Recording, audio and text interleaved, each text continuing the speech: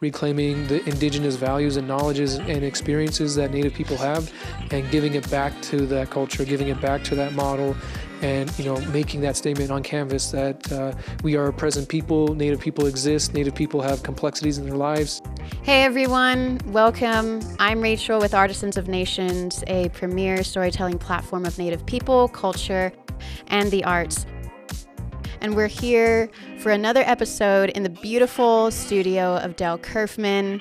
What's up, Del? Howdy, howdy. We are continuing the conversation with him and his work, Faces of Our Land. We're going to dive into some really good topics about misrepresentation, stereotypes of Native Americans. So my work often is responding to Native American imagery used in advertisement, in logos, in design of popular culture. It's often something that you see and it kind of is in the background, and you don't quite realize that it's a Native element in the advertisement.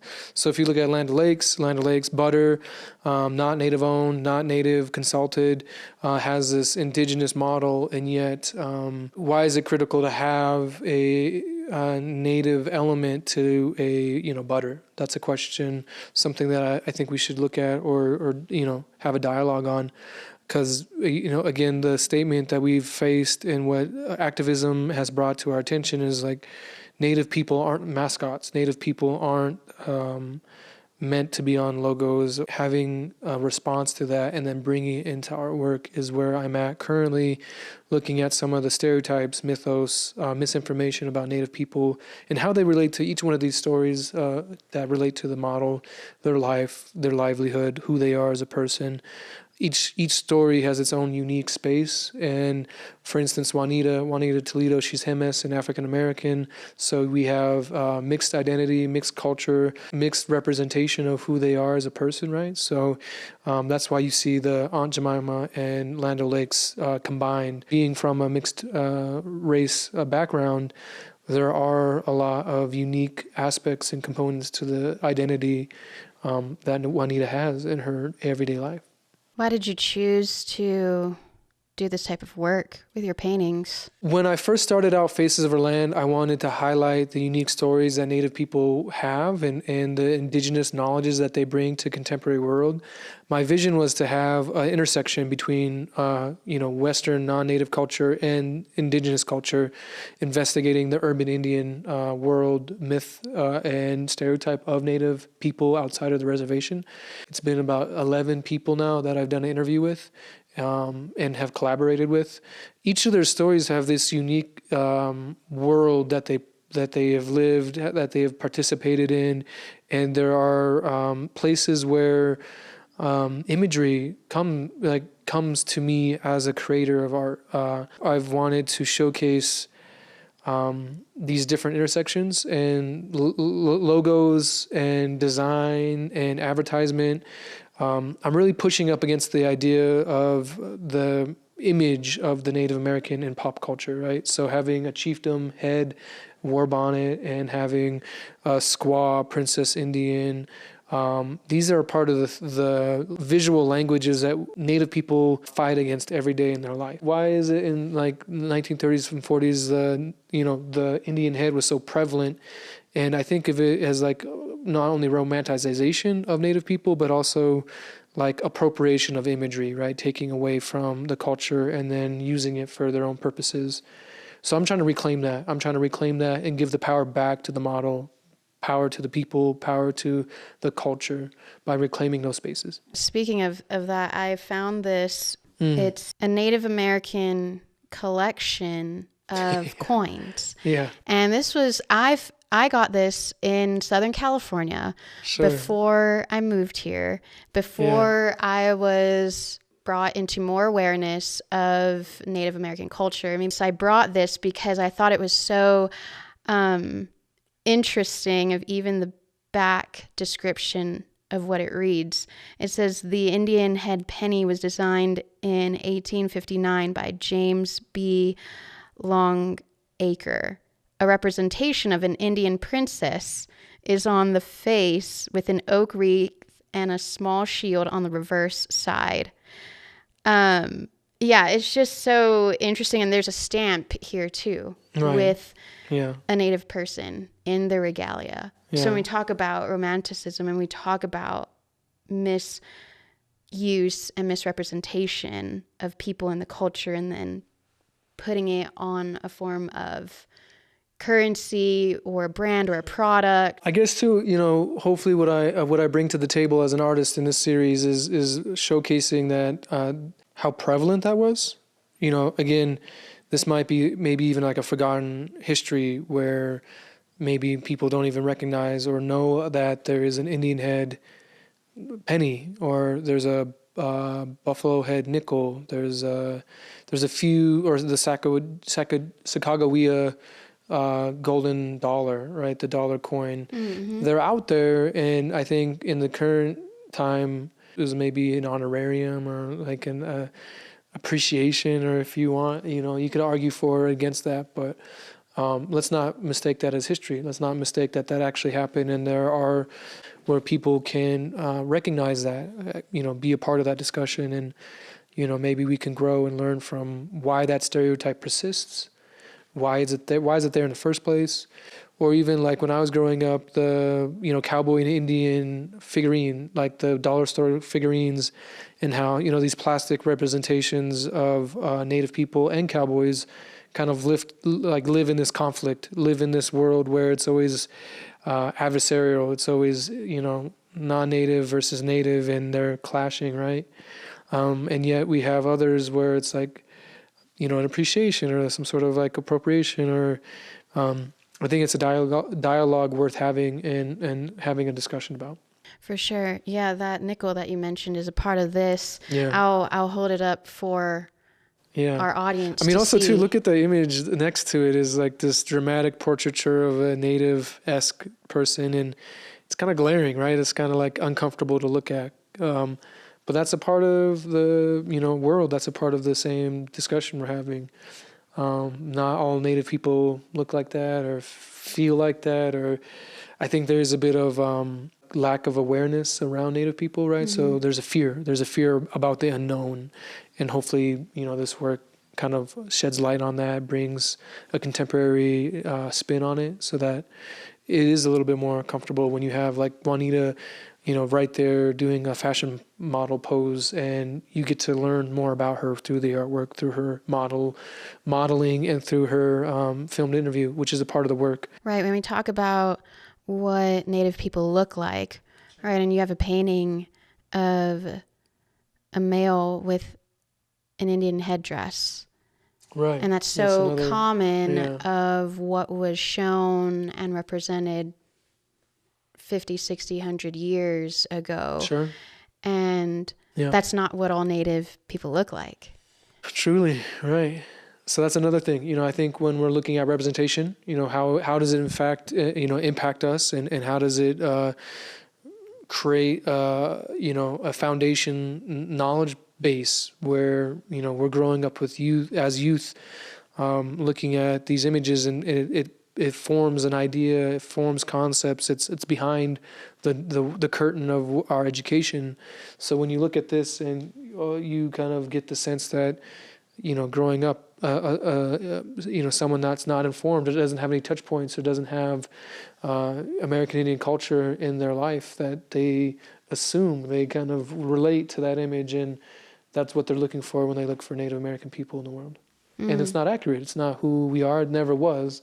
It's this romanticized, appropriated, gerrymandered image, much like the Land O'Lakes, right? So the Land O'Lakes model is non-Native. It's a white woman dressed up as a Native person in totally fake regalia, and then put on an advertisement. And yet, someone who doesn't know anything about Native culture might look at that and think it's authentic, and think of or put that label towards Native people, or like these Halloween costumes, right? Where, there's an Indian headdress costume, or a Native squaw, like Pocahontas costume. And that's just, again, a part of the living stereotype that Native people face, a part of the pop culture iconography. That's just the visual language people are familiar with.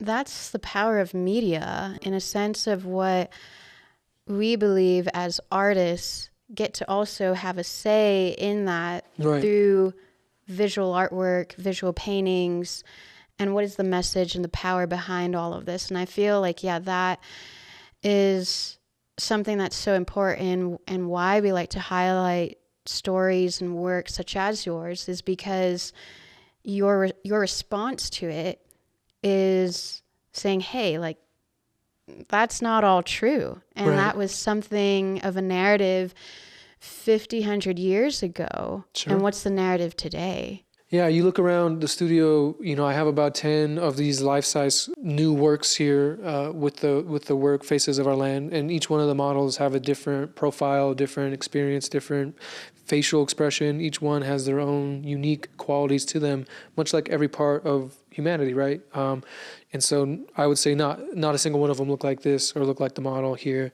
And, you know, like you mentioned, that's part of the work. That's the point of the work, is highlighting out and pointing out those falsehoods. Also reclaiming the space and saying, if you look and want to see Native people, here they are. This is Native people. This is Indigenous knowledge. This is urban Indians. This is contemporary Native people. Like myself, you know, if you look at me, you may not see the contemporary Native person in front of you is not someone that might relate to this. You know, this is like that romanticized image, right? And sure, there are people that have this facial expression. There are Native people that look like this, but that's not the majority. That's not the entirety of who we are. You know, across the Northern Plains, yes, you might see someone that looks like that, but yet that's just the myth of that image, right? So there is some reality. There are things that are part real, you know, braiding hair, having war bonnets, having buckskin regalia, having, you know, feathers, having this you know, textile design, or having connection to parts of realities. And I appreciate that about your work. There is something common that you're bringing the viewer to know more about the story and to know more about the reason why, which, yeah, your work is so important in that space, which offers a conversation and a dialogue. Right. And I think too, when you look at the work, I'm highlighting parts of it. I'm also changing, manipulating, and disrupting the logo. Like the visual representation is meant to be distorted, changed, augmented to recapture some space, recapture the authentic narrative, like having the model step in between through the logo, or, you know, completely changing the logo or the branding. So this used to be Indian gasoline. I've actually rendered it Indian power, right? So taking over the space and changing it, reformatting it, and reclaiming it. And speaking of urban life as a Native American individual, what is that like? Like, you know, you brought that up too in our first episode, in our first conversation together, about having an urban experience versus res life. And what does that mean? Well, originally what I sought out to do with Faces of Our Land was to highlight and look at the urban Indian diaspora. So Native people having come from a lineage of ancestral homelands, people that have ownership and relationship to land, and then being forcibly removed from their land, finding themselves on reservations in the early 1800s, all the way into the 1900s. Those communities suffer great trauma, and from that trauma, often there are stereotypes of themselves, of communities from within, and there is now a contemporary mythos and contemporary stereotype of the urban Indian. And that urban Indian has left their community, has left home, and is now in a larger city, kind of abandoning their culture, right? So I grew up in a sense that, like, the urban Indian was the person that left home and never came back, like left their Indian ways at the reservation line and just turned non-native once they got into the city, right? Wow. I didn't quite realize that I was an urban Indian growing up. You know, it all made sense to me later on, but When I was growing up, I was on a border town. I was like between the reservation and the larger cities. So most of my time with my community was back home on the reservation, and we would go to feasts. We would have family gatherings. We would camp. We would, be on the reservation often and a lot. And most of my childhood memories are cherished when we were there. And yet I had the privilege of coming and living in the border town area, right? So then I myself growing up didn't realize that I was a part of that stereotype because I wasn't necessarily on reservation. Like I crossed those borders often and frequently where maybe a reservation life didn't offer that, right? The infrastructure is different, the roads are different, the school's different, and I didn't grow up realizing that privilege until later on when I got to kind of formalize like maybe people on the res or reservation communities don't experience life like that. Maybe they're not going to school in the way that I went to school. Maybe they're not, maybe they're not going to the grocery stores that I went to. Maybe they're not going to the park that I go to. Like, so there are those sorts of privileges that I didn't realize until, gaining awareness of that, right? That reminds me of stories that I've heard where a Native youth will move off the reservation, go to a school, and then come back. But then they felt ostracized, or they felt like this tension of not really belonging anymore because they're made fun of. They're like, oh, but you moved away and now you're back. Like, right. Yeah, I've listened to stories like that, and right. It's so interesting of that dichotomy and that tension. Right. Did you ever experience that? I think so, in different ways, different parts of me, different parts of my childhood, different parts of where I come from. But I think what I want to highlight the most is that my experience is that people who have left the reservation hold the reservation closest to their heart. I feel like the people, the community, the places of connection and memory and the significance of culture to the people who have left mean the world to them, and that they bring that reservation. And I say reservation as like an idea of a group of people, a group of a place. I don't mean like the literal term reservation. I mean like the community of the tribal knowledges, ancestral knowledges. They bring all that with them to wherever they're going because it's a part of who they are. It's a cherished part of their identity. And that's what I've seen throughout each one of my interactions, collaborations with the models, is that they too find themselves off reservation, and they too are highlighting and working and being amazing champions of culture, bringing in a lot of knowledge from their ancestral homelands to wherever they're at. I'm hoping to redefine that idea of urban Indian as more of an intertribal world, because the more I experience it, that's what I feel. That's what I feel out in this world. When I left Montana, when I left my homeland, when I left my people, I was embraced by another family. I was embraced by another set of people who are facing the same thing that I'm facing. All the while, when I do go back home, I do feel an acceptance. I do feel like people are cherishing me, cherishing my work, cherishing who I've become as an artist. And that same acceptance is what draws me back to Native communities, and I think that's what the work's all about, is standing up for ourselves, reclaiming our space, giving space back to our people, who we are, where we come from. Yeah, resiliency is such a thread of a story of Indigenous people and communities. And I admire what you said about how a Native person holds their culture and where they come from and their community close to their heart, and they cherish it, and they bring it into their world wherever they go, whether on ancestral homelands or away from it.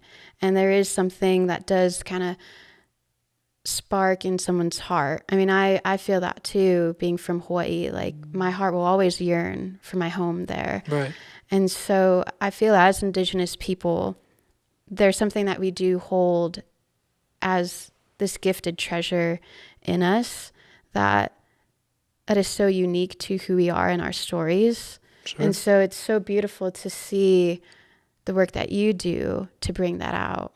I try to bring out stories that I think are going to be, culturally relevant, as well as images that will be culturally relevant. We have Golga Oscar here. He's Yupik, Alaskan Native, and his story is a unique one in the sense that he's coming from a land where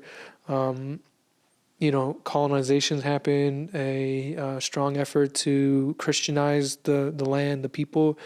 And so he's actually learning his own traditional regalia making through documentation of the time in the 1800s, 1900s. And so for him, his story is a lot different than Juanita, right? And so being able to connect with their story and then be able to kind of direct the story onto canvas and collaborate with them and bring ideas. And it's just like a really beautiful moment where, again, it feels intertribal. It feels like things that have happened in our ancestral places of connection where, people came together, right? There were war times, there were places of conflict, but oftentimes I feel like Native people came together much more frequently. And so it does feel kind of more familiar working with and championing and being a good human feels right in this space. Totally. The project's really been, impactful and powerful to me and has, hopefully seen through the canvas this elevation and highlighting of Native culture and Native people, right? That's all in response to this like appropriation of Native imagery that happens till today. There is a whole style of Western art that focuses on Native people, and there might be Native models out there, and yet they're not given any sort of representation. They're not given equal footing in the art world. They're this beautiful image on a canvas, and yet they're not written about. They're not discussed. They're not documented, other than their image and their likeness and their portraiture on a canvas. And yet I think Native people are much more powerful, much more significant. There's a better, greater way to honor them than just to paint them on the canvas, right? So that's what my project does, is it's multimedia. We have a film interview with each of the models, as well as a ebook, kind of a biographical ebook taken from their interview, and allows the audience to actually engage with, connect with Golga. If you wanted to learn more about Golga, you go and you watch the video. You get to see his face, you get to see his words, you get to hear his words, you get to understand who he is from him rather than just the canvas, right? So that's cool. That's what I think hopefully people connect with, and that media is coming out more and more. So I hope, that's going to be on YouTube, that's going to be on the website.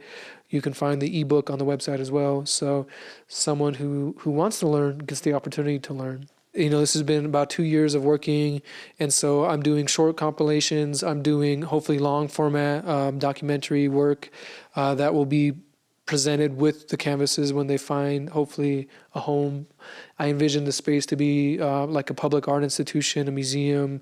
Maybe a Native art curator finds a home with me and we can put this work out in the world together. I think it also gives people like myself something to look forward to and something to get excited about. So where would you say in the timeline you are? I would say the series as a whole is about 50% where it needs to be, right? So I'm about halfway there with those 10 works on canvas. And the film, documentary, ebook work is probably, again, around 50% or so. I trust the process, so it'll get there for sure.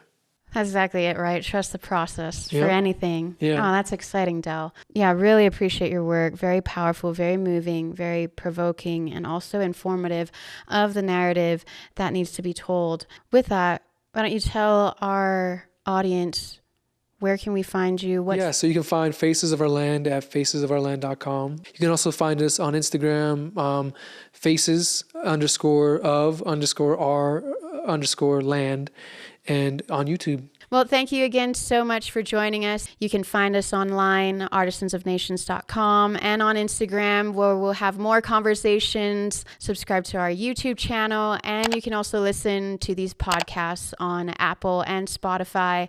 And we'll see you again next time. Peace.